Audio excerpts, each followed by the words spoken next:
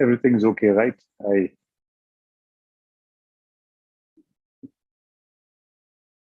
Yes, sir. We can see you. Yeah, everything is fine. We can hear you. We can see you. All right. Thank you very much. So I'll just come back in a couple of minutes. Thanks.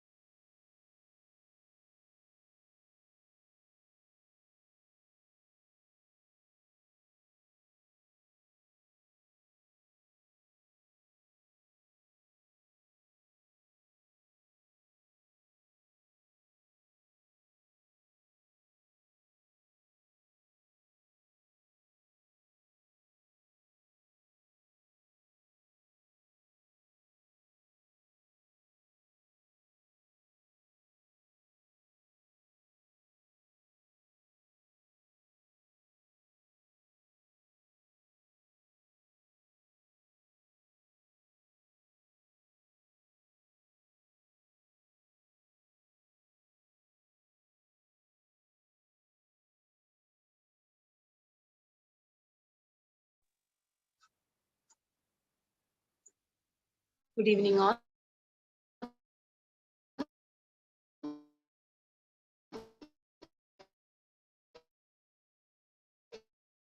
We'll be starting the program.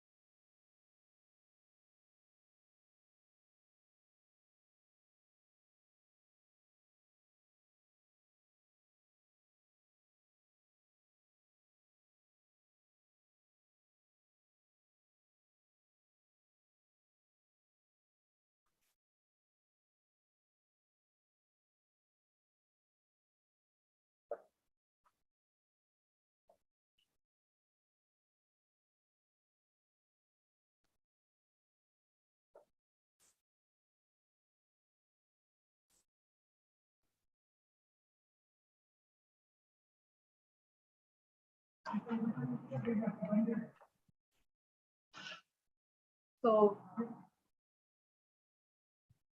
good evening, everyone. Welcome to the second session in the Centenary Public Lecture Series, Union Christian College, Aluva. Today, 8th April 2022, 7 p.m. IST. I request everyone to keep your devices muted during the lecture and post your questions in the chat box or to raise your hands. We start with the program. Distinguished Chief Guest of the Day, Shri Shashi Kumar, the Principal, Dr. Tara K. Simon, Manager, Reverend Thomas John, members of the OSA, retired teachers, alumni, faculty members from various departments, students, and our well-wishers who have joined virtually from across the globe. Good evening to one and all. The Centenary Public Lecture Series of UC College was inaugurated in March 2022 by Dr. Shashi Kumar as part of the centenary celebrations of UC College, and we seek to address and deliberate on contemporary social, economic, and political realities. We have with us today a speaker who has left an indelible mark on media. To formally welcome our chief guest and members in the audience, let me invite our manager, Reverend Thomas John.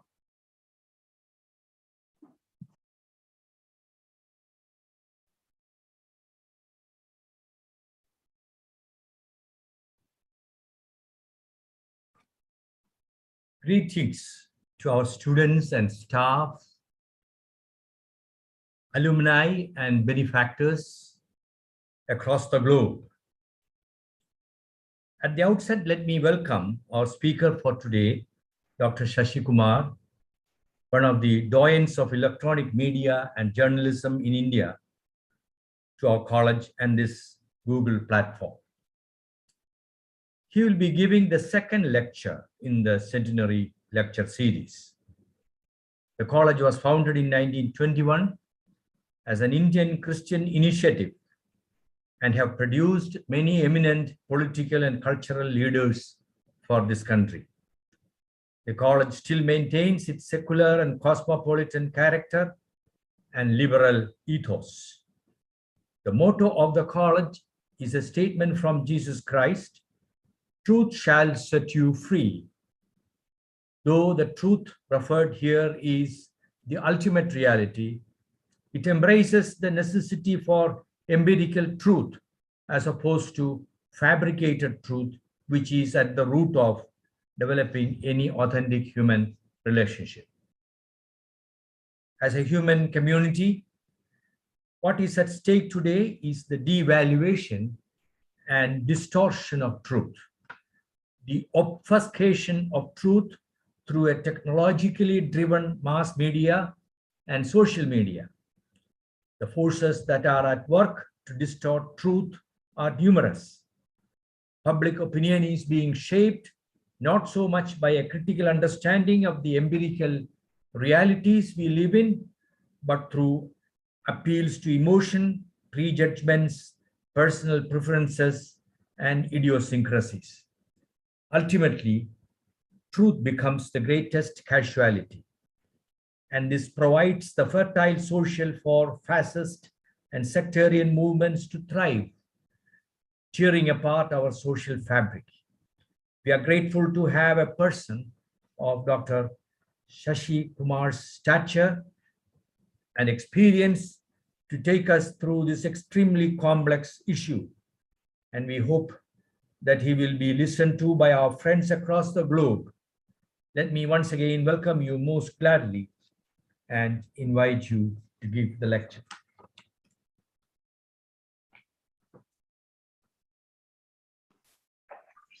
Thank you very much.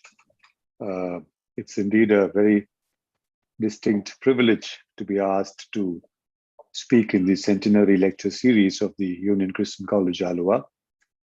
I'd like to... Shashi sir, Sorry. You. Oh, yes, sorry. Okay. Staff students will be delighted to know. Yeah, it is indeed a great honor and privilege to introduce the eminent speaker of the day, Shashi Kumar. a print and broadcast journalist, filmmaker, and media entrepreneur. Hailing from Kodungalur in Kerala, he is a postgraduate in history from Madras Christian College. He founded and chairs the Media Development Foundation, which administers the Asian College of Journalism in Chennai.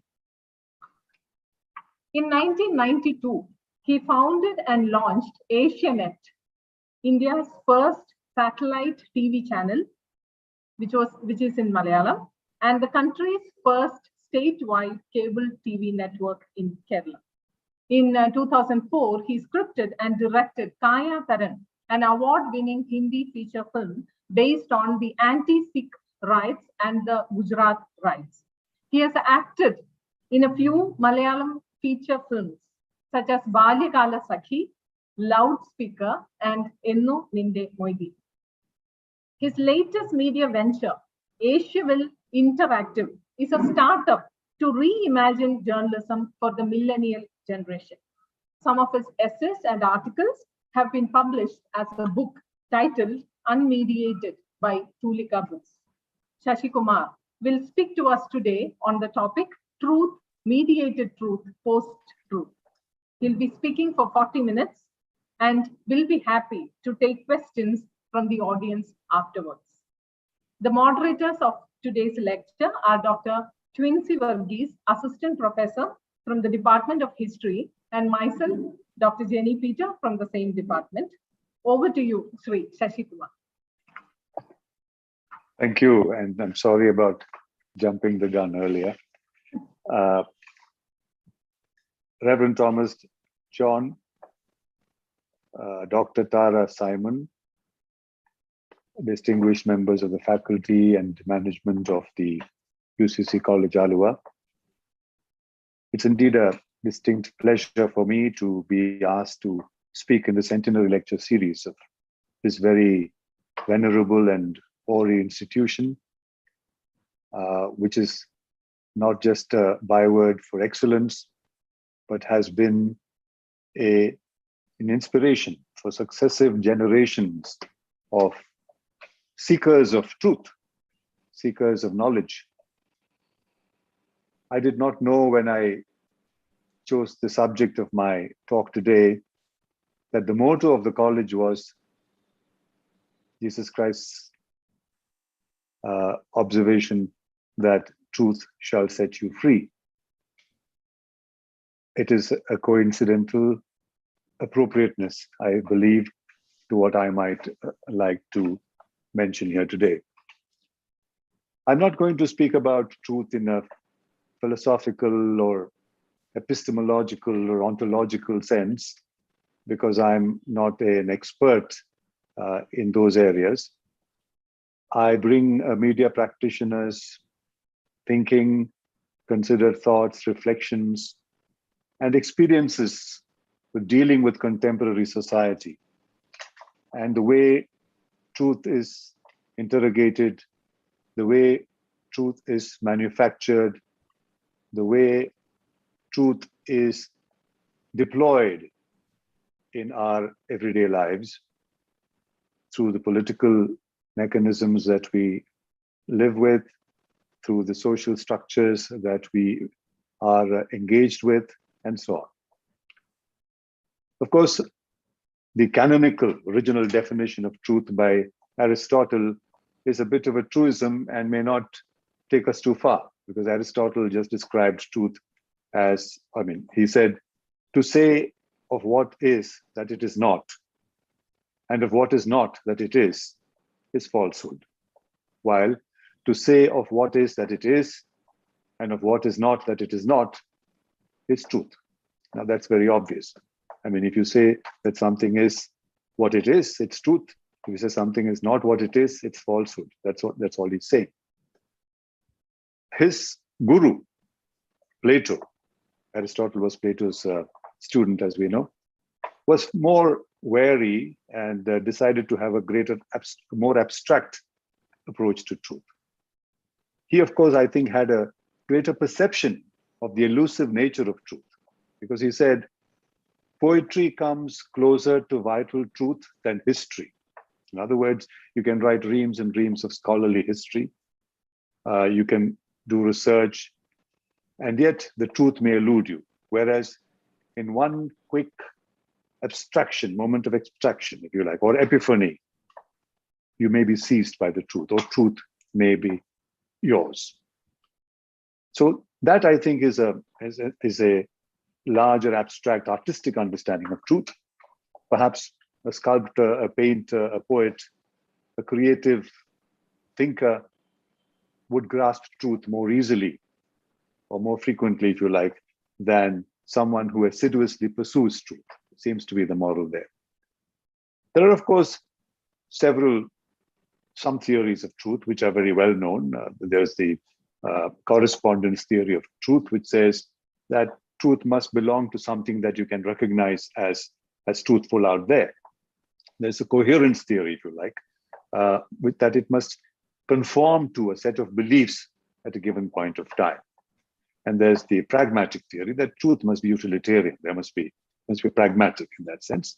There's also in this century, in the 21st century, a pluralistic approach to truth. And that, I think, is what we are battling with nowadays, because truth has, like much of that we live in, much of contemporary society, also fragmented. There are as many truths, perhaps, as there are those who engage with society and life. And is there one truth? Is there one inexorable truth that we need to pursue? Or is there an idea of truth, even if it's an ideal? Is it a unity? Is it, even if abstract, is it one unity that we can pursue? It's a question that occurs to me. Way back in the 1950s, as a media person, I was, of course, also engaged with cinema as a medium, and of serious cinema, of European cinema. One of the first films that had a deep impression, or created a deep impression in my mind, was Akira Kurosawa's Rashomon, which was made way back in the 1950s. I think it was made in the year 1950. And I remember it won the Golden Lion at the Venice Film Festival in 1951. The film is about a Japanese samurai who is killed in a forest. And the film is about the telling of how he was killed, what happened to him. And there are as many versions as there are those who narrate the versions. In other words, the truth depends on the observation of each person, or of the conditioning of each person. So it isn't, and the film therefore is an idea of the pluralistic approach to truth, that an event takes place, and how it takes place depends on who observed it. Which is why I think Einstein famously said that the theory determines the observation. Of course, he said that in the scientific realm, but perhaps the condition in which you are perceiving the truth, your perspective, your upbringing, perhaps your knowledge, your beliefs, your set of values, do they determine the truth that you see before you? So in other words, is truth an objective entity out there which is divorced from the subjective? And is it something that we can attain? I'm reminded of the famous statement by a precursor to existentialism, Gotthold Lessing, who said, and I quote, "If God set forth before me the eternal unchangeable truth in his right hand, and the eternal quest for truth in his left hand, and said, 'Choose,' I would point to the left hand and say, 'Father, give me this, for the eternal unchangeable truth belongs to you alone.'" This, I think, is very instructive, because this gives you the idea that truth as an elusive concept has been what we have been faced with down the centuries. And truth, much later, we find someone like Nietzsche, of course, in an allusion perhaps to what was happening in Germany and so on in the 1930s, and echoes of which I think we are beginning to relive now, said, "The history of truth is the history of the longest lasting falsehood." That was a rather extreme thing to say, if you like, but or a cynical thing to say. In other words, he said, if you repeat a lie often enough, it begins to take on the semblance of truth, or it begins to be seen as truth or perceived as truth. Yevtushenko at one point says, you should not walk away from truth, even though it's difficult to grasp it. Because he says, if you see something that is truthful and it goes against the grain of the popular, goes against the grain of what the rest of humanity seems to think at that time, and you alone see it as truth, you should have the guts to stand up and talk about that truth. Because he says, and I quote him, when truth is replaced by silence, that silence is a lie. And this is very instructive again to us these days, particularly in contemporary times. Because we are living in rather difficult times, dangerous times, when what is truth becomes a point of contention, a point of debate, a point of violent debate at times. And often, therefore, the tendency is to look away from what's happening around us, to pretend this is not happening, or to think that this is not my concern, and therefore to grow silent. As individuals, we do it. The media does it, which is even worse, because it's the responsibility of the media to, as they say, speak truth to power. But when instead of speaking truth to power, the media pretends that they don't see the truth, and this is that with silence. That silence, as Yevtushenko says, is a crime.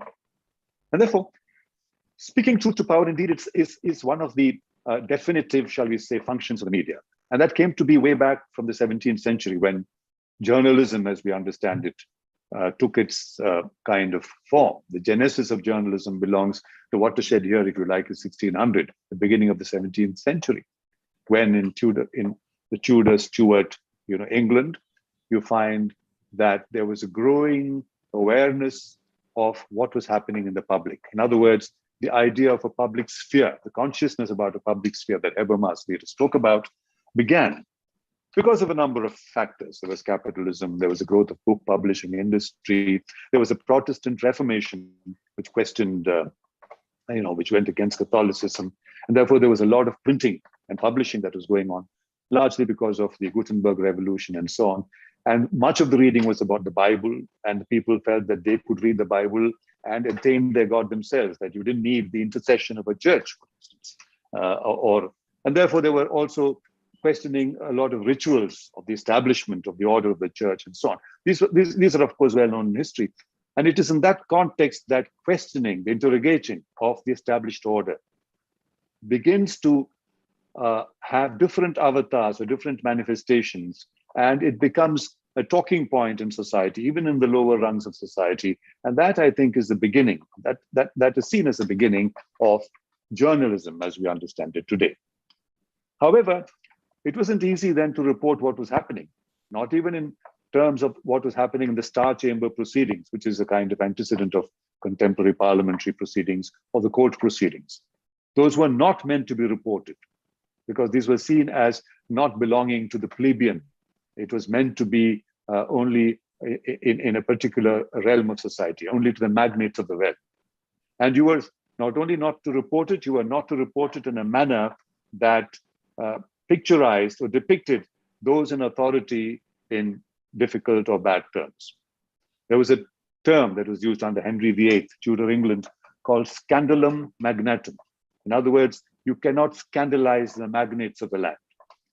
And if you did, you paid heavily for it. You paid with your life or with long years in prison and so on. And therefore, the idea of truth was alien to the idea of, the idea of truth was dangerous, literally. You could see the truth and yet not talk about it in official terms, not talk about it in public. You could not talk, you could not write about it. You could not discuss it in the coffee houses or the bars that people gathered and discussed what was happening around them. In fact, the saying was, if you did say anything that was, even if it was truthful about someone of the aristocracy, that would be libelous, and you'd be hauled up for libel, and libel then was almost a capital crime. And the saying was, the greater the truth, the greater the libel. In other words, the more truthful you were in accusing someone in a different rank, in the magnates of the land, the more truthful you were, the greater your crime. So this was how truth was appropriated. Truth was subject to those who in power. And therefore, to liberate that truth became one of the initial functions of journalism. It took a long time. It took about a century. And it was finally in the United States, not even in England, after the Pilgrim Fathers went and set up the new colonies in the United States and set up a new society there, that in a landmark judgment in the famous Peter Zenger case, as it's called, that the idea of truth as a defense in a libel case came to be, which is what we practice today. You can, in fact, say something about a person, but if you can prove in a court of law that what you have said is true, if you can provide evidence to that effect, you are then clear of the libel charge. You could be clear of the libel charge. And that was what the truth went through in terms of mediation of truth, in terms of a journalistic understanding of truth. An important intervention at this time is a landmark or influential tract written by John Milton of Paradise Lost fame, who is lesser known, but I think more influential work, if you like, as far as we are concerned today, was this tract called Aeropagitica, where he made the proposition, where he set out the postulate that whoever knew truth put to the worse in a free and open encounter. In other words, he was suggesting that truth is something that evolves through debate, that evolves through interrogation, that evolves through a close examination, that evolves through discussion of the pros and cons of it, that evolves through contestation, that it's not a given, that it's something that evolves in society, and whoever knew truth put to the worse in a free and open encounter. And therefore, the idea of what we call the self-writing principle, the self-writing, R-I-G-H-T, writing principle, evolved in the United States. And this became a very influential principle. Judge of the US Supreme Court, Oliver Wendell Holmes, way back in 1919, in fact, wrote that the self-writing principle was the basis of the idea of the free marketplace of ideas, which the United States and capitalism treats as its ideology, as its doctrine, a free marketplace of ideas, not just of theories of a marketplace of ideas. This is the idea of laissez-faire capitalism itself. So truth was therefore slowly becoming something that was organic to society, was engendered by society, discussed by society, and therefore would change according to social attitudes and social norms and values, and according to the shifting modes of a collective moral compass, if you like, in society.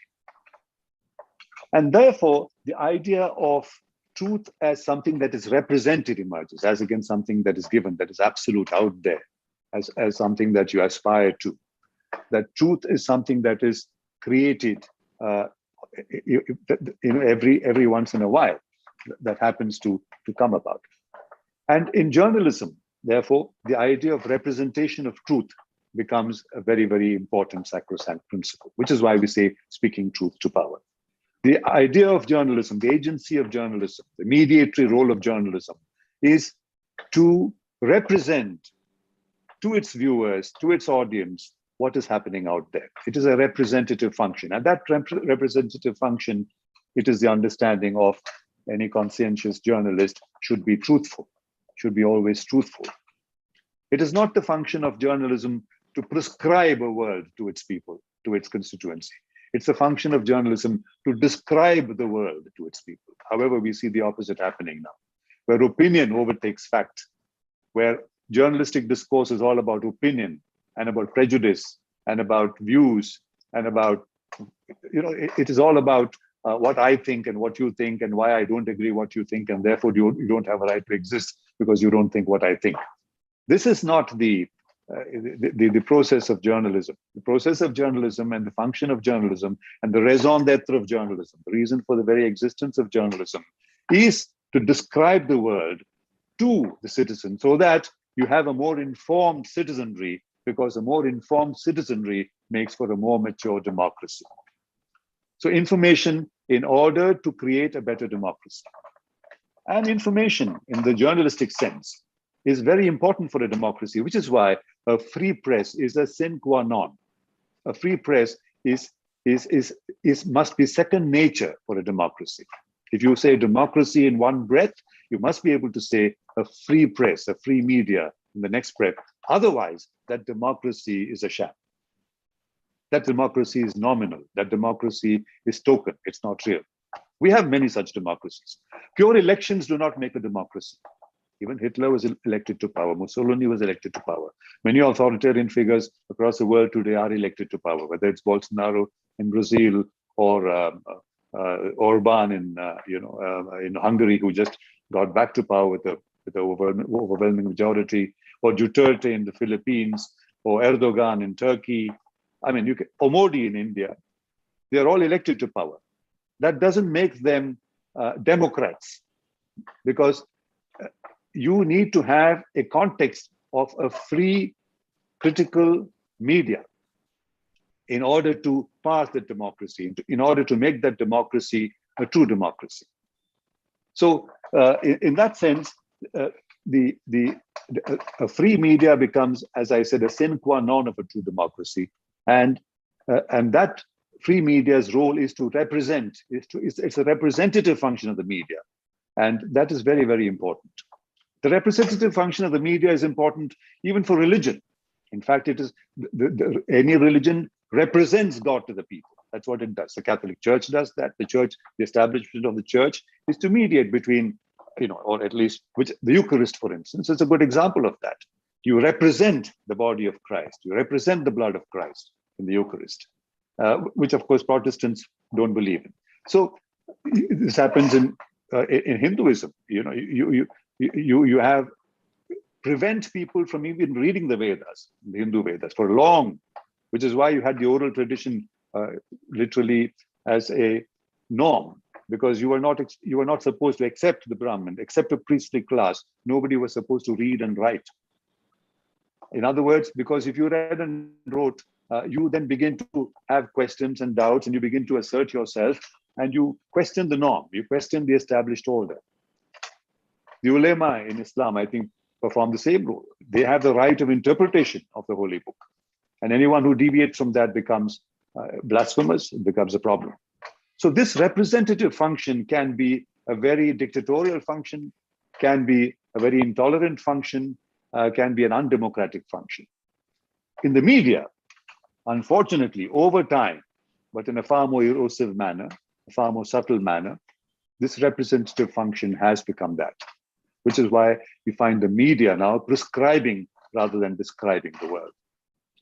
This happened over a long period of time, because you already see that in the 19th century, this idea of the sign or the represented becoming more important than the real.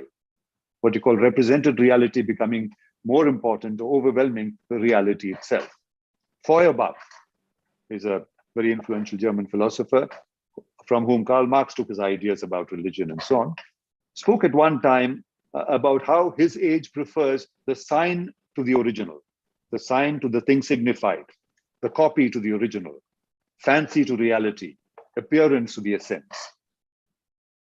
So he says so much that illusion only is sacred, truth becomes profane in such a context. Illusion is only sacred, truth becomes profane. So this idea of a represented reality, which the media, which became the center plank of the media, has reached a point where over generations, we have got used to be represented, to the represented reality. We have got used to being told by the media what is happening around us. And we've got so habituated to it, so conditioned by it, that we have lost our capacity to perceive truth at first hand, is the proposition that I'm making. If something has happened out there, television must tell me it's happened out there. If television doesn't tell me it's happened out there, it hasn't happened as far as I'm concerned. Unless in a very exceptional situation that I happened to step out and saw a murder before my very eyes. Even then, I doubt it if the media didn't report it the next day. Maybe I'll think, oh, maybe I didn't get it right because the media hasn't reported it. In other words, you question your ability to understand something at first hand because you have got so used to it being mediated, to being represented by the agency of the media in this case. And this, I think, has become a big issue as far as the representative function of the media is concerned. There's a wonderful passage in Kalidasa's Abhijnana Shakuntala. It's the Shakuntala by Kalidasa is one of the epic poems, which talks about this king who rides into a forest and meets this lovely maiden and falls in love with her and has an instant marriage with her. They were called Gandharva marriages in those days. And then he goes back to his palace and kind of forgets all about her, although he's given her a ring. And, it's like a bit like in the Hindi movies, you have somebody who hits his head on a pole and has kind of amnesia. At the end of and he forgets who his love was. At the end of the film, he probably hits his head again on another pole and memory comes back and he is united with his love. So it's a bit like that. But while he has this memory loss, the king's name is Dushyanta, there is a passage in Shakuntala and where I'm paraphrasing it, where he says, my mind takes strange turns, like one who doubts the existence of an elephant who walks in front of him, but feels convinced by seeing footprints that this is an elephant. In other words, an elephant can walk before you, but I cannot recognize the elephant. But after the elephant has passed, I see the footprints of the elephant and say, these are the footprints of an elephant, and therefore that must be an elephant. In other words, the representative function. I use my in the Indian system, for instance, there are supposed to be 4 modes of cognition. One is pratyaksha, that is obvious. That's what I said. Your ability at first instance, at your own instance, to recognize that which is before you, pratyaksha. The second is anumana, that which you infer, that which you deduct, that which you try and deduce from something. Third is aptavakya, that is the account of someone who was present. That's really a reporter's function in journalism, if you like. The Mahabharata war is taking place. Somebody is coming and telling the king, oh, this happened, that happened, this man killed him, this man did this man refused to fight, and so on and so forth. That is a reporter's job. That's aptavakya. And the fourth is smriti, or memory, because without the cement of memory, none of this will make any sense. You won't even recognize any of this. What is happening is your faculty of pratyaksha, of recognizing that which is obvious before you, is being subordinated, is being marginalized to the other functions, that of anumana and aptavakya. Aptavakya is what the media will tell you. Anumana is you use powers of deduction. You need, and therefore you cannot recognize the elephant in the room. You have to look at the footprints of the elephant, or you have to see the dung of the elephant in some cases to say, oh, that was, this is a footprint of a creature which I recognize as the elephant, or I remember through my smriti as an elephant. And therefore that must have been an elephant. This is just an idea of how representative, how being conditioned, being victims of representative reality as against direct reality creates a vitiation in our cognitive ecosphere itself. That is what I was getting to. And therefore, we have a situation of where this representative reality has become worse because of the overwhelming power of the media, because we have transited from the industrial age to the information age. And naturally, in the information age, the media, whether it's the mainstream media, whether it's television or the print or the internet or other forms of, or the outdoor hoardings, every form of the media, whether it's podcasts or radio. In other words, all that you see, hear, and receive directly on a screen or without a screen or cinema, this is all media. And therefore, we are in a situation where you're living in a mediated society. Willy-nilly, you are buffeted by the media. And therefore, you find that this representative role of the media has become almost tyrannical. It's become almost overwhelming. You cannot escape it. And when that media is determining the truth, that media is parsing the truth, that media is interpreting the truth, or that media, as Noam Chomsky and others would say, is manufacturing the truth, we have already lent ourselves into a predicament, into a dilemma that we continue to see dividends of which we continue to kind of suffer from.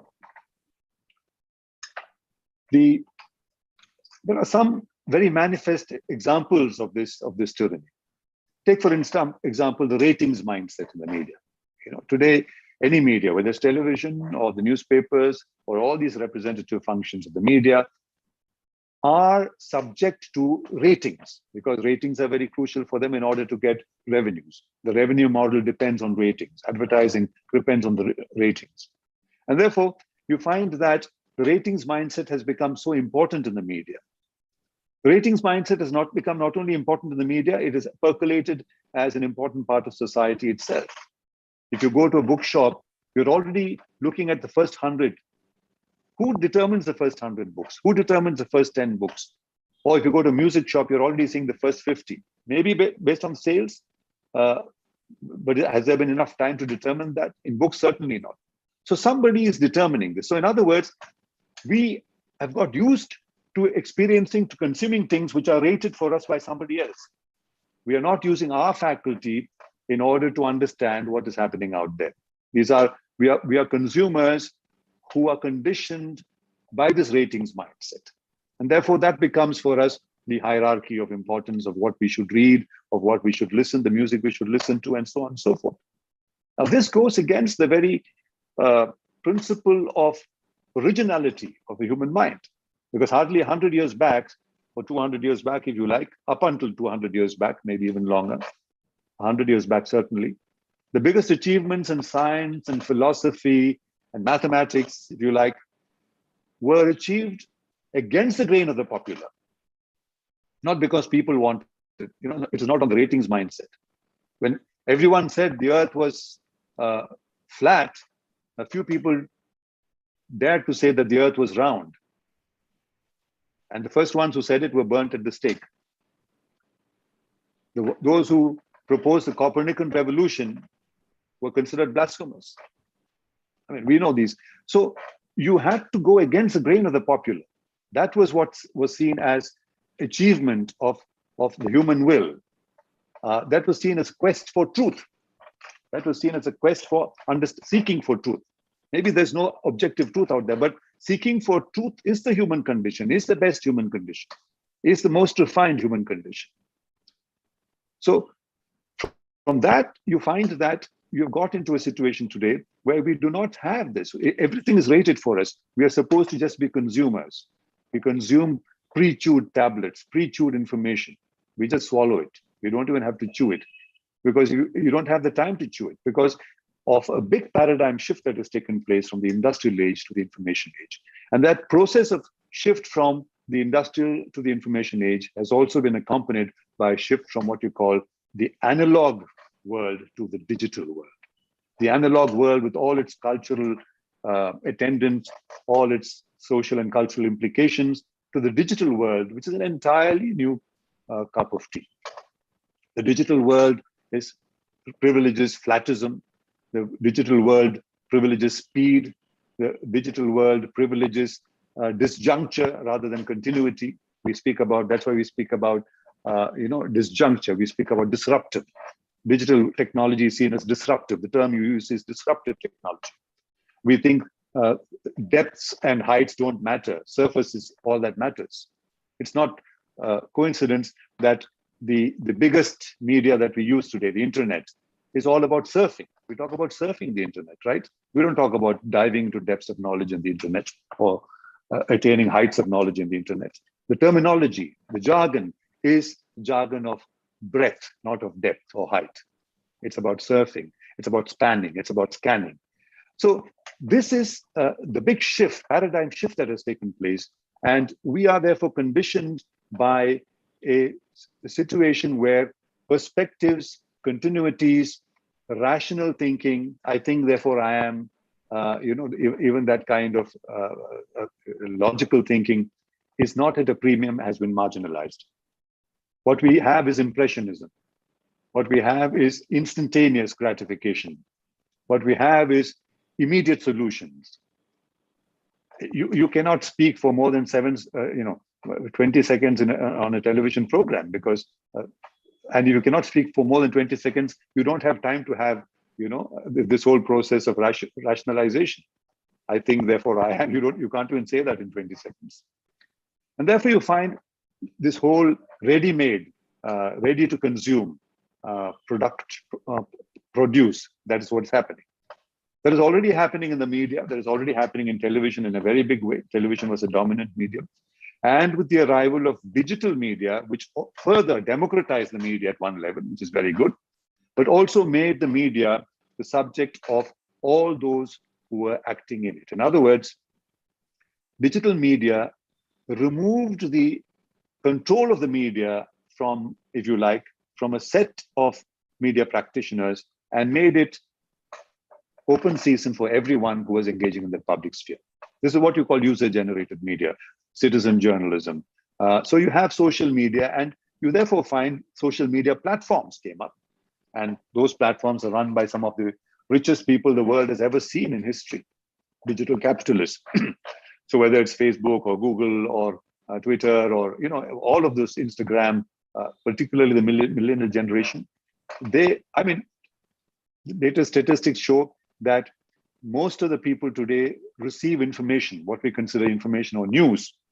74 to 75% of them, get it from WhatsApp, not from newspapers or television programs, from something like WhatsApp.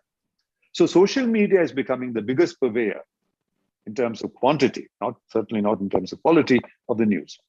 And the biggest consumption of news, the big consumption of information or knowledge that's important for contemporary life out there, happens to be, I think, pervaded by the social media. And therefore, the agenda setting function of the media has partly shifted from the few mainstream media, shall we say big media or corporate media, although they still play an important role, to a social media, which is nominally very democratized and comprises millions and millions of people out there, user-generated media and so on, but actually, at one remove, subtly, behind the scenes, is controlled by those who are running the social media platforms, by the digital capitalists, who often are in league sometimes with the mainstream media as well. So this whole problem is accentuated by the way social media functions. Now, I go to social media and I see particular things there. Social media is seen as a go-to place, right? It's not something that you receive because you have to receive it. You can choose what you want in social media. If you're interested in music, you can be obsessed with music and learn only all about music for the rest of your life, because there's enough about music out there to spend an entire lifetime with. Or if you want to know about something else, you could spend your time doing that. But these are not fortuitous. Your taste for a particular aspect of information, your predisposition for a particular aspect of the media, of knowledge or information, is also predetermined through the invisible but very, very definite and determined function of algorithms out there. The algorithms that function behind social media, they determine your appetite. Because they have harvested your biometrics, they've harvested your mind. They know what you have been looking at. They know what is your interest. And therefore, they play on that. And therefore, eventually, they are actually telling you what to look for.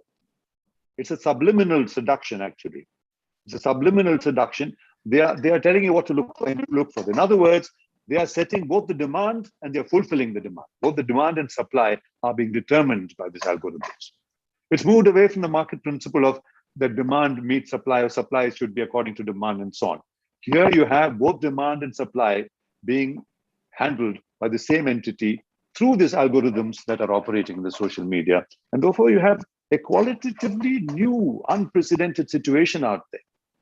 And it is in this realm that the injustices, the intolerance, and all that we see in the digital media are played out.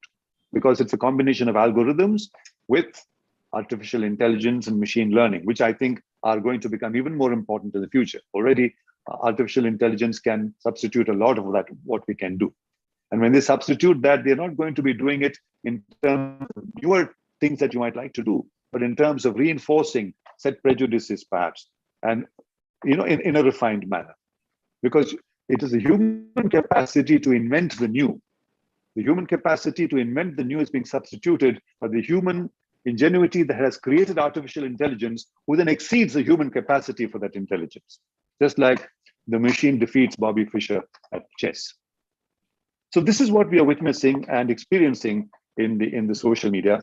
And there what is a particular concern to us, and I'll take just 3-4 minutes because then I'm at 40 to end this, is that what is at play in the social media is what we're calling filter bubbles, echo chambers, where we are increasingly belonging to or propelling ourselves towards groups which have a particular point of view that you want to believe and you feed into, and you engage with that group and enlarge that group and accentuate that group.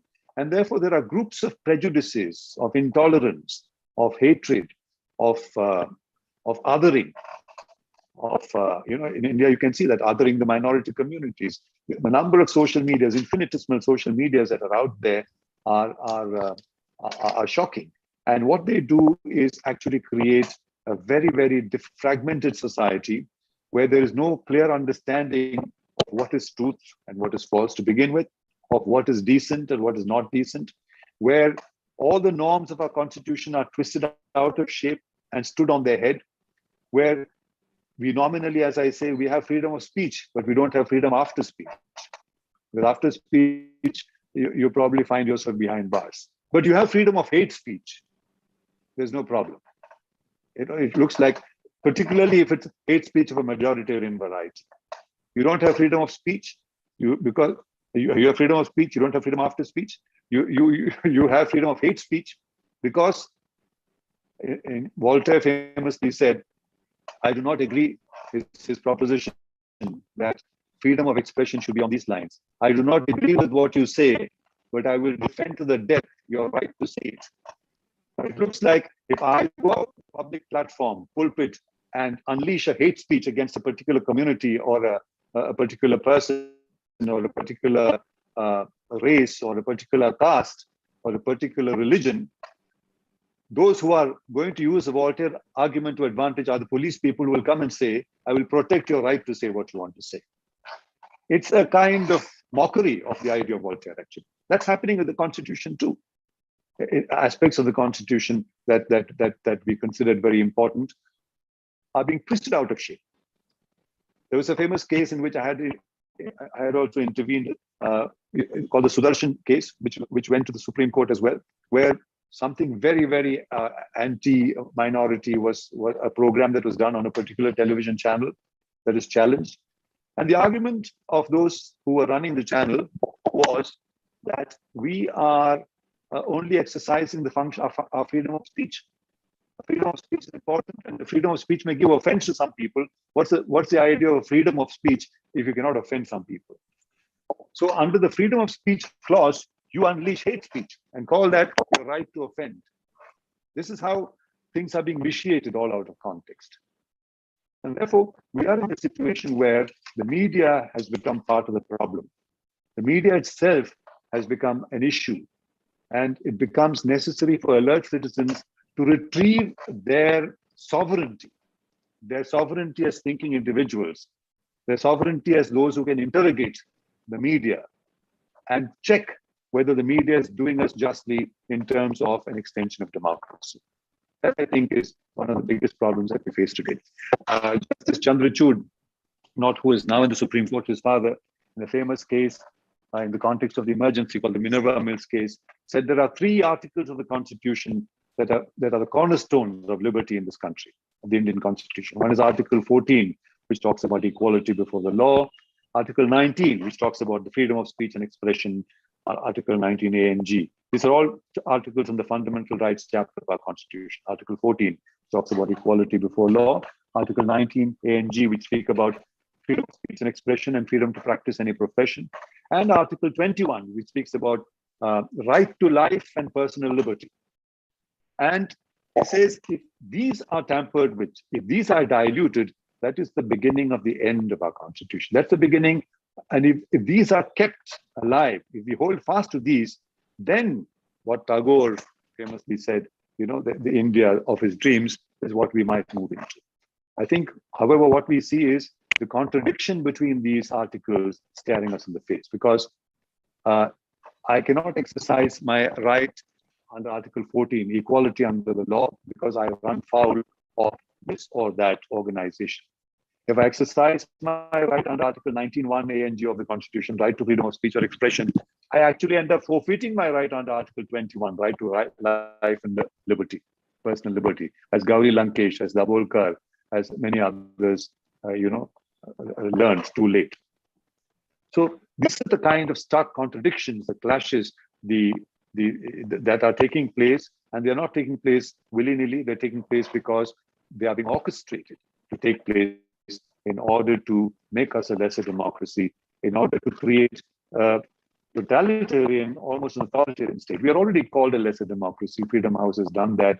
Our position in the World Press Freedom Index is abysmally low at 142 among 180 nations. There are very few totalitarian banana republics below us. And therefore, we are at a juncture where we need media reform, where we need, in order to have a semblance of the truth rearing its head again, the people to actually exercise their rights under the Constitution, use their constitutional rights, which is happening. A number of cases are going to the Supreme Court. The court is actually weighing in many cases against erosion of these rights by the executive. And therefore, today it looks like the people must interrogate what is happening around them and save the democracy that is so precious for us. And I'll end this speech by remembering what Gurudev Tagore, who was a visitor to the UCC college in the 1920s, I note. After that, Mahatma Gandhi. In fact, Mahatma Gandhi famously said this whole idea of, for instance, 80% of the population saying that their religion is endangered is one of the other mockeries that we see, like the one I told you about. And Gandhiji said, put his finger on it. At that time, he said, "Lete hai naam Ram ka, karte hai kaam Ravan ka." In other words, they take the name of Ram, but do the work of Ravan. Because Ravan was an honorable man, according to one tradition, but he's using this metaphorically, using it as a symbol. So, and Gurudev Tagore, of course, said, and I'll end by quoting him because it's irresistible and it's almost something that we crave for in this day and time, where the mind is without fear and the head is held high, where knowledge is free, where the world has not been broken up into fragments by narrow domestic walls, where words come out from the depth of truth, where the clear stream of reason has not lost its way into the dreary desert sand of dead habit, where the mind is led forward into ever-widening thought and action. Into that heaven of freedom, my Father, let my country awake. Thank you very much. Thank you, sir. Indeed, contradictions are staring at us. So I think we will move on to the reflections. Thank you, sir. It was indeed an excellent session, traversing through the representative function of media to this social media era of news sharing. We have given a brief lecture on the detailed role of media in our democracy. Now we will move on to the interactive session. I would like to request the participants either to use the chat box to type your questions or to use the raise hand option. മാധ്യമ പാരമ്പര്യത്തിന്റെ പതിറ്റാണ്ടുകളുടെ ഒരു ചരിത്രവുമായി അല്ലെങ്കിൽ അങ്ങനെ ഒരു പരിചയവുമായി നമ്മോട് സംവദിക്കാൻ എത്തിയിട്ടുള്ള ശശികുമാർ സാറിന്റെ ഇത്രയും ഗഹനസുന്ദരമായിട്ടുള്ള ഈ ഒരു സെഷൻ ഇവിടെ അവസാനിക്കുകയാണ്. മലയാള മാധ്യമ രംഗത്ത് തൻ്റെതായ മുദ്ര പതിപ്പിച്ച അദ്ദേഹവുമായി സംവദിക്കാനുള്ള ഈ ഒരു അവസരം തീർച്ചയായും നമ്മുടെ വിദ്യാർത്ഥികൾ ഉപയോഗിക്കുമെന്ന് തന്നെയാണ് എൻ്റെ വിശ്വാസം. ആദ്യമായിട്ട് അദ്ദേഹത്തോട് ചോദ്യം ഉന്നയിക്കാൻ ഹാൻഡ് റൈസ് ചെയ്തിരിക്കുന്നത് മെറിൻ മാത്യു ആണ്. Merin, you can ask your question now.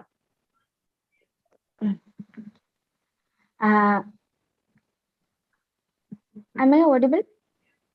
Yes. Hello, sir. I'm Marin Matthew, and I'm a PG student. And my question is that we know that social media plays a huge role in the so-called post-truth era. And the social media has the power to blur the boundary lines between real and fake. And nowadays, there is a tendency that we can see people willingly embrace the things what they had been shown and told, no matter whether it is truth or not. As it was like one part of us one part of us is aware of the manipulative and deceptive power of social media to twist the truth, yet the other part of us is being easily drawn up to this deception. So my question is that where do we stand? What is our stand? Where do we stand between rationality and irrationality? Where is our position? Where do we stand? And in a post-truth era, where do we stand between this rational thinking and irrational thinking? I would like to know your thoughts on this. Well, thank you. Well, I didn't use the word post-truth in the course of my lecture, and that was an omission. But what I did mean by the social media is the realm of post-truth. You're right. And what I mean by post-truth is where extreme subjectivity takes over from a sense of a consensual understanding of what is happening around us. So if I hate something viciously, that becomes a post-truth position. I don't care for the truth because I step beyond the truth because I don't like you.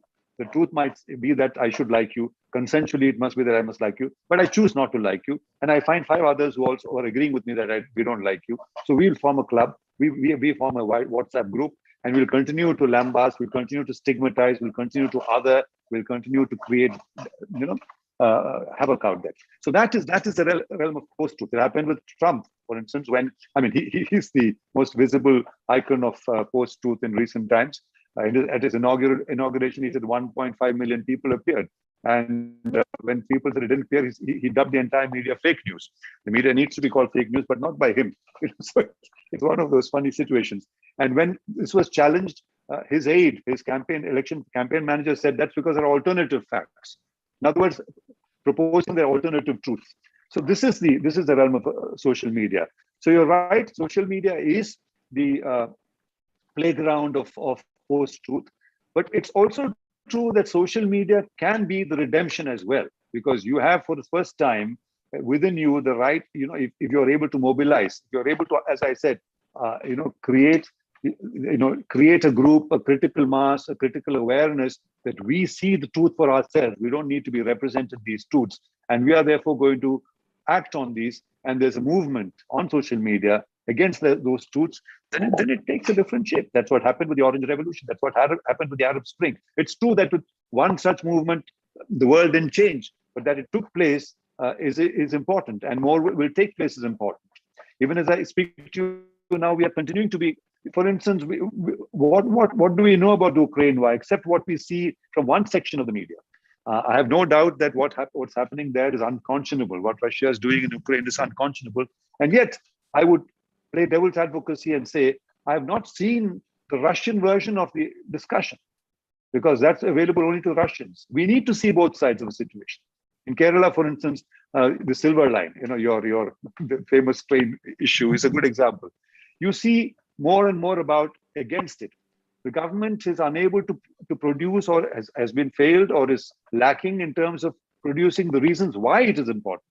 We don't know. So you should not, I think, be swayed by only one side of an argument. There are some cases where only one side matters. You should not kill another person.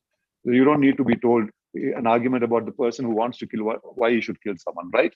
Or oppressor and oppressed. Those are clear-cut situations. But otherwise, you need both sides. And the media's role is to give both sides, not to just propagate one side of an argument and create these echo chambers and, as I called, the filter bubbles in the real space as well as in the social media space.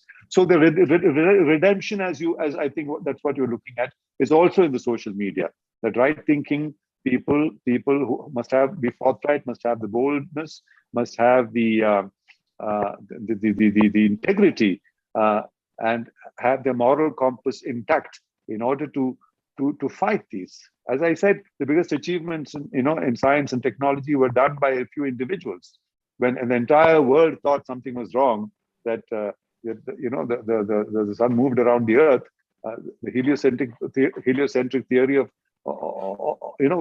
the universe was propounded by someone that was considered blasphemy. So this is what happens. I hope I addressed what you wanted to.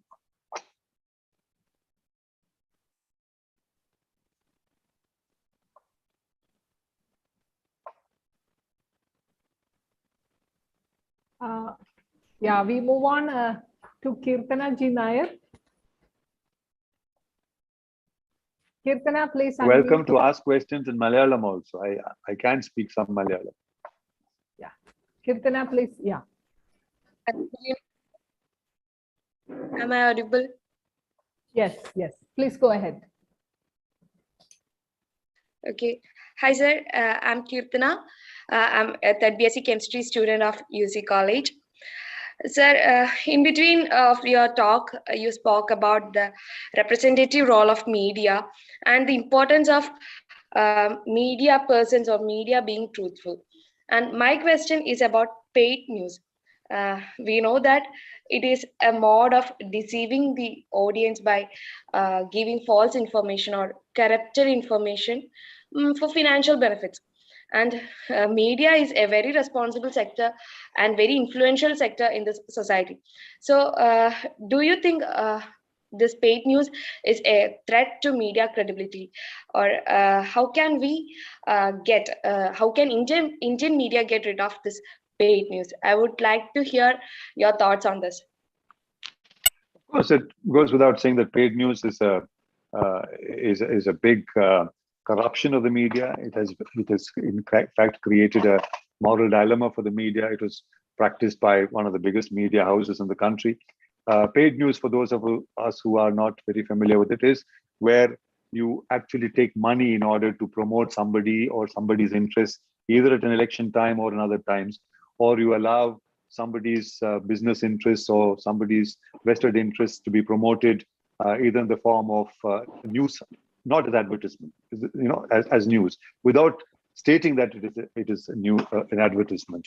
So that's the corrupt media practice, and the Press Council of India had taken note of it, and there's an entire report, a huge report on this whole paid news problem when it broke out, which is gathering dust in the shelves of the Press Council. Because the problem is, when the media is in the dock, who will talk about it? The media has to talk about it, and the media doesn't talk about it, because the media then are like thick as thieves, right? So if the salt loses its savor, as it says in the Bible, what do?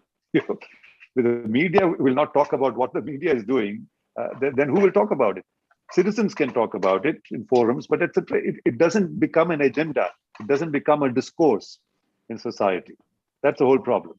But that's changing because of social media. To that extent, therefore, social media is interesting and social media has made media more vigilant. Paid news, I think, is more difficult now because there'll be an entire social media campaign or social media interrogation and social media cross-examination of such practices.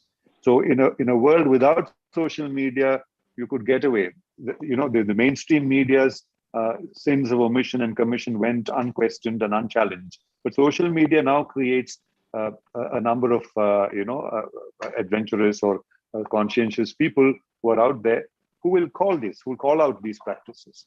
So to that extent, I think, of course, paid news is a terrible vitiation, a distortion of news. But I don't think it's being practiced as widely as it was at that one time, because people are wary about it. There are subtler ways in which it's being practiced, but maybe not as blatantly or as badly as it happened when it surfaced and flared up at that point of time. Thank you, sir. I think Amrita have a question. She has raised her hand. Amrita, you can ask the question now.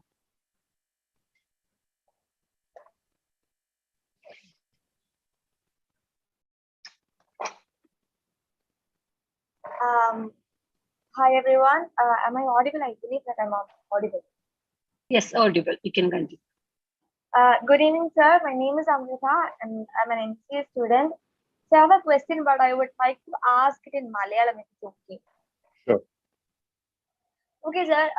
എൻ്റെ ചോദ്യം എന്താണെന്ന് വെച്ചാൽ നമ്മുടെ മലയാള cinema ഒരുപാട് മാറിയിട്ടുണ്ട്. മലയാള സിനിമയിൽ ഒരുപിടി നല്ല ചിത്രങ്ങൾ താങ്കൾ ഒരുപാട് സമ്മാനിച്ചിട്ടാണ് നമ്മുടെ മലയാള സിനിമയ്ക്ക് വേണ്ടിയിട്ട്. അതുകൊണ്ട് തന്നെ എന്റെ ചോദ്യവും മലയാള സിനിമയുടെ അടിസ്ഥാനത്തിലാണ്. അപ്പോൾ നമ്മുടെ ഇപ്പോഴത്തെ മലയാള സിനിമ ഒരുപാട് മാറിയിട്ടുണ്ട്. വേണമെങ്കിൽ റിയലിസ്റ്റിക് ചിത്രങ്ങൾ ഒരു കാലഘട്ടം എന്നൊക്കെ വേണമെങ്കിൽ പറയാം. അപ്പൊ അതുകൊണ്ട് തന്നെ ഒരു വൻ യുവ താരനിര തന്നെ നമ്മുടെ സിനിമയിലുണ്ട്. അപ്പൊ ഇവർക്ക് സിനിമയിലൂടെ നമ്മുടെ സമൂഹത്തിന് വേണ്ടിയിട്ട് നല്ല മാറ്റങ്ങൾക്ക് വേണ്ടി സിനിമയിലൂടെ എന്തെങ്കിലും ഒരു കോൺട്രിബ്യൂഷൻ, ഒരു സംഭാവന നൽകാൻ കഴിയും എന്ന് താങ്കൾ വിശ്വസിക്കുന്നുണ്ടോ? കാരണം നമ്മുടെ സിനിമ എന്ന് പറഞ്ഞാൽ ലോകത്തെമ്പാടുമുള്ള എല്ലാ ജനങ്ങളെയും ഏറ്റവും കൂടുതൽ സ്വാധീനിക്കുന്ന ഒരു കലാരൂപമാണ്. അതുകൊണ്ട് ഇതിനോടുള്ള സാറിന്റെ അഭിപ്രായം എന്താണ്? തീർച്ചയായിട്ടും സിനിമ മുഖാന്തരം സമൂഹത്തിൽ അല്ലെങ്കിൽ നമ്മുടെ വ്യക്തി ജീവിതത്തിൽ തന്നെ നമുക്ക് അറിയേണ്ട പല കാര്യങ്ങൾ, അല്ലെങ്കിൽ നമ്മുടെ വാല്യൂസ് എന്ന് പറയില്ലേ, വാല്യൂസിന് മൂല്യങ്ങളെ സൃഷ്ടിക്കുന്ന ചില കാര്യങ്ങൾ പത്രങ്ങളിൽ എന്താ പറയാ, വാർത്താ മാധ്യമങ്ങളിൽ നിന്നല്ലാതെ അല്ലെങ്കിൽ അതിൽ നിന്ന് ഉപരി സിനിമ അല്ലെങ്കിൽ നോവൽ അല്ലെങ്കിൽ കഥ, ഫിക്ഷണൽ ഫോംസിൽ നിന്നാണ് ശരിക്കും വാല്യൂസ് ക്യാൻ ബി ക്രിയേറ്റഡ് എന്നുള്ളത് ഒരു സത്യാവസ്ഥയാണ്. ബിക്കോസ് ഞാൻ പ്ലേറ്റോനെ കോട്ട് ചെയ്തില്ലേ, poetry comes closer to vital truth and history. ഒരു കവിതയിലായിരിക്കും ചരിത്രത്തിൽ അല്ലെങ്കിൽ ഇതിഹാസത്തിൽ കൂടുതൽ സത്യം അടങ്ങിയിരിക്കുന്നത് എന്നുള്ളത്. അപ്പൊ അതുപോലെ തന്നെ സിനിമ ഒരു ക്രിയേറ്റീവ് പ്രോസസ് ആണെങ്കിൽ, വെറും ഒരു ബോക്സ് ഓഫീസ് സിനിമ ജനങ്ങളെ ജസ്റ്റ് അതിലും തെറ്റൊന്നുമില്ല. ബട്ട് നിങ്ങൾ സൂചിപ്പിച്ച പോലെ സമീപകാലത്ത് മലയാളത്തിൽ ഒരുപാട് നല്ല സിനിമകൾ, അർത്ഥവത്തായ സിനിമകൾ, നമുക്കെല്ലാം ചിന്തിക്കേണ്ട കാര്യങ്ങൾ നമുക്ക് എന്താ പറയുക അവതരിപ്പിക്കുന്ന സിനിമകൾ വരുന്നുണ്ട്. അത് വളരെ നല്ലതാണ്. പുതിയ തലമുറയാണ്, അവരുടെ പുതിയ ആശയങ്ങൾ, പുതിയ എക്സ്പ്രഷൻസ്, പുതിയ സങ്കല്പങ്ങൾ വരുന്നുണ്ട്. ഇപ്പൊ ദി ഗ്രേറ്റ് ഇന്ത്യൻ കിച്ചൺ എന്നൊക്കെ പറഞ്ഞ സിനിമ ഒരു പാത്ത് ബ്രേക്കിംഗ് ആണ്. ഒരു സ്ത്രീയുടെ ജീവിതം, അടുക്കളയിൽ അടങ്ങിയിട്ടുള്ള ജീവിതത്തെ പറ്റി ഒരു മെറ്റഫോറിക് ലെവലിൽ ഒരു സിനിമ അങ്ങനെ വരുന്ന പറഞ്ഞാൽ ഇന്റർനാഷണലി ഇറ്റ്സ് നോട്ടീസ്ഡ്. അപ്പോൾ ഇതിനൊക്കെ നമ്മൾ ഒരു ടെലിവിഷൻ പ്രോഗ്രാം 2 മാസം വായിക്കുന്നതിനേക്കാളും കൂടുതൽ ഫലം തീർച്ചയായിട്ടും ഉണ്ട്. നമ്മുടെ ഇംപ്രഷൻ നമ്മുടെ മനസ്സിൽ ഉണ്ടാക്കുന്നുണ്ട്. അതുകൊണ്ട് സത്യമാണ്. അതുകൊണ്ട് സിനിമ പ്രത്യേകിച്ചും കേരളത്തിൽ സിനിമയും കവിതയും ചെറുകഥയും നോവലും ഇതൊക്കെ വളരെ ഇവോൾവ് ഫോംസ് ആണ്. അതിൽ നിന്നാണ് കൂടുതൽ സത്യങ്ങൾ നമുക്ക് ലഭിക്കാൻ സാധ്യത. Thank you so much. We have 2 questions in the chat box. PJ Chavian, former faculty from the Department of History, says, "Speaking truth itself is revolutionary. Thank you. You did so powerfully, but it's too intimidating, perhaps." Intimidating, yeah. Speaking truth is intimidating, because first of all, it's intimidating because at a personal level, because you need to know what the truth is to speak it. You should not just be echoing somebody else's idea of truth. As I said, you must have your own understanding. You must actually the litmus test of what you want to be, it should be your own conviction about it. The collective truths are dangerous. I think collective truths are dangerous in the sense that then you lend yourself not to your sovereign thinking process, but to what community is saying you should do, or what the group is saying you should do, and so on. Of course, for civilized behavior, for consensual behavior in society, social contract, and so on, you need these norms. But that's different. But when it comes to truth, I think each of us has to recognize and discover and explore and realize our own truth, our own idea of truth. So it's intimidating at that level. Today, it's intimidating at an objective, external level, because if you speak the truth, as I said, you can speak the truth, but then the consequence of that is a big problem for you. So you have to. So there's a chilling effect, as is commonly called in media, that is operating on journalists, for instance, when they want to talk about things that are sensitive, especially pertaining to those in power. There are, and on the other hand, there's a whole lot of media which has capitulated to those in power, which has lent themselves willingly to become propaganda arms of those in power and propagate lies. So in such a context, when you speak truth, you're also exposing lies, and that becomes that much more dangerous in the current context. But unless you create an awareness and create a critical mass, as I said, we will just be continuing to deplore our situation, existential crisis. We need to step out of this swamp by summoning the energy, summoning the courage to create that awareness, that sense of a movement. And I think the millennial generation is the hope. The younger, when I say 18 to 35, that group, the millennials, and our demographic is very strong in terms of the millennials in India. That's the biggest and most promising demographic in our context. So I think the future lies with them, and they, I believe, will initiate a change which will make a difference. Yeah. We move on to the last question from Sana. Sana, could you please unmute?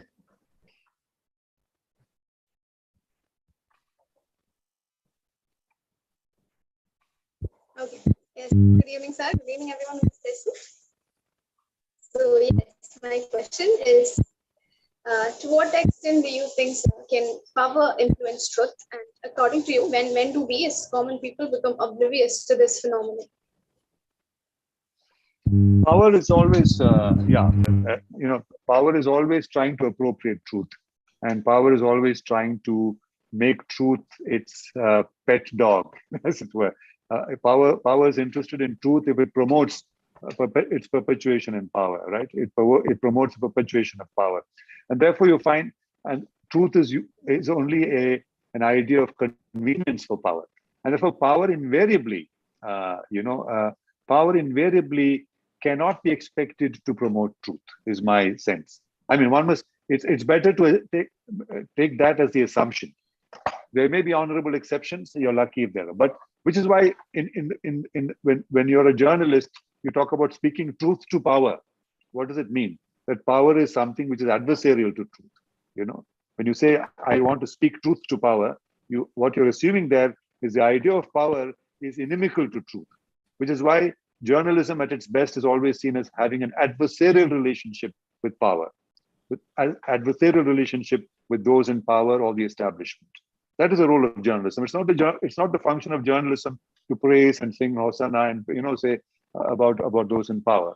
That is the function of public relations. That's the function of those who are the acolytes. Those are around power to do that.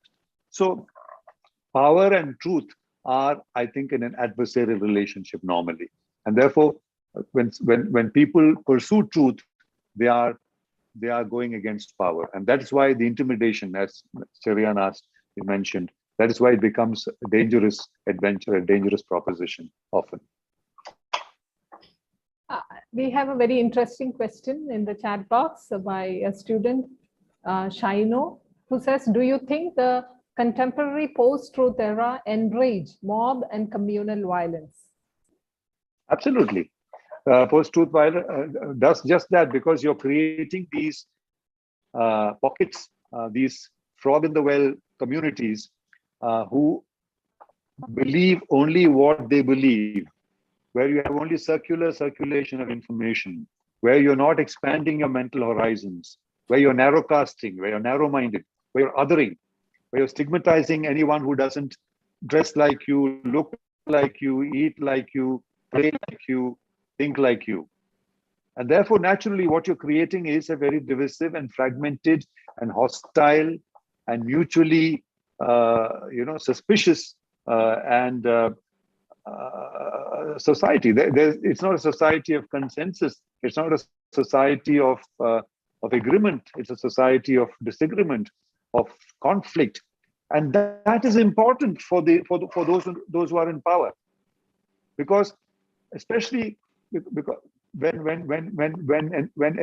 it has a fascistic trait, when power has a fascistic trait, because it was famously, a biographer of Hitler wrote, famous biographer, he characterized Hitler as such, as in normalcy a nothing, in chaos a titan, in normalcy a nothing, in chaos a titan. Hitler, because normality is not good for them. You need chaos, you need unrest, you need flux, you need society to be at odds, you need people to be fighting with one another, because you then fish in those troubled waters, and then you win elections.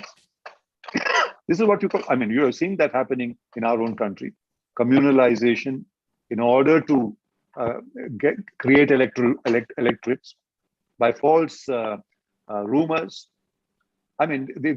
the ridiculous proposition that the overwhelming majority of 80% in this country is endangered. Such an overwhelming majority be endangered. I mean, if anybody's endangered, it's a minority. Right? So you create a counter narrative which is totally at odds with reality or truth, which is post-truth. So it is a post-truth, propagation that is creating the situation that you very relevantly pointed out. We have a related question from Saina Susan Abraham, faculty member, Department of Psychology.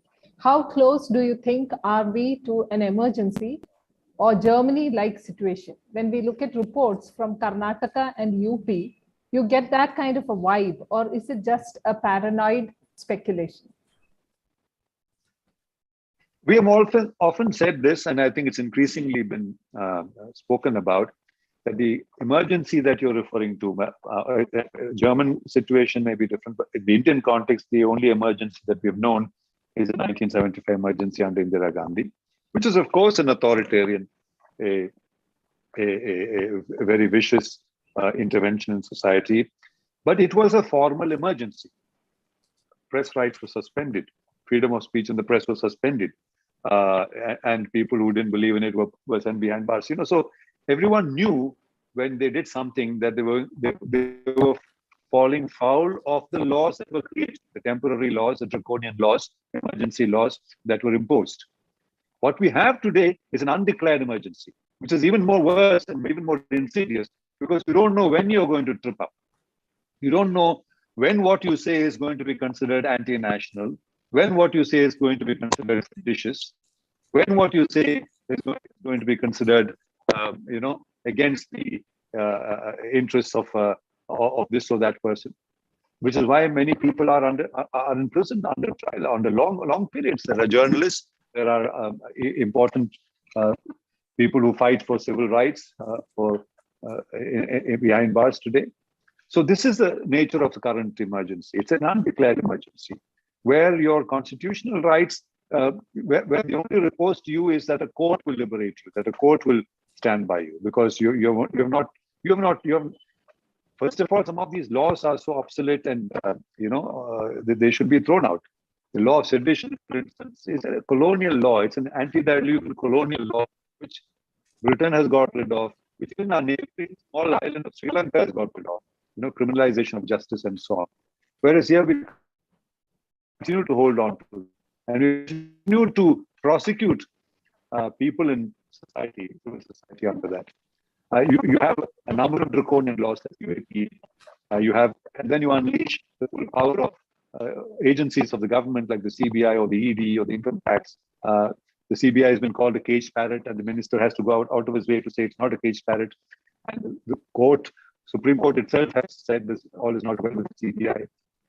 You have found the Amnesty International's chief being asked by the CBI not to fly out, although a Gujarat court has allowed him to go. And now another court in Delhi has asked CBI to give a written apology to the chief. You find these things playing out. These are the symptoms of an undeclared emergency. So I think what we're going through is not an emergency in the formal sense. We may not have reached the fascistic situation of a Germany in the 1930s, but what we have around us is certainly a kind of proto-fascism, in my view, because all the elements of that, where the power is devolved to the street. It's not like social media. It's not a function. If you make a film today, it's not enough to get a censor certificate to run the film in the theater. You have to make sure that the mob, that the street approves of the film. So this lumpenization of society, this lumpenization of social media as well, where it's the street power that determines what you can do and cannot do, not the law of the land. So rule of law is being subverted by mob rule, by street power, by mobilizations in the name of religion and caste and patriotism and nationalism and so on and so forth. These are typical symptoms of fascism and typical symptoms of an emergency kind-like situation. Yeah, I think we are done with all the questions. Thank you for spending so much time with us and for helping everyone to dissect the truth. I thank Shri Shashi Kumar for being with us at Union Christian College today for the public lecture. And I also thank everybody else who are here for joining us today. With this, we conclude this evening. Good night.